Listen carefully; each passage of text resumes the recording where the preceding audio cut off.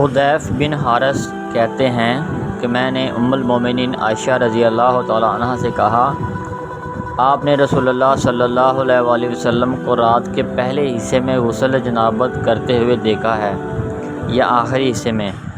کہا، کبھی آپ رات کے پہلے حصے میں غسل فرماتے، کبھی آخری حصے میں۔ میں نے کہا، اللہ اکبر، شکر ہے اس اللہ کا جس نے اس معاملے میں وسعت رکھی ہے۔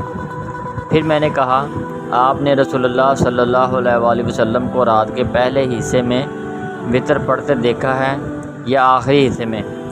کہا، کبھی آپ صلی اللہ علیہ وآلہ وسلم رات کے پہلے حصے میں پڑھتے تھے اور کبھی آخری حصے میں۔ میں نے کہا، اللہ اکبر، اس اللہ کا شکر ہے جس نے اس معاملے میں وسعت رکھی ہے۔ پھر میں نے پوچھا، آپ نے رسول اللہ صلی اللہ علیہ وآلہ وسلم کو قرآن زور سے پڑھتے دیکھا ہے یا آہستہ سے؟ کہا، کبھی آپ صلی اللہ علیہ وآلہ وسلم زور سے پڑھتے اور کبھی آہستہ سے۔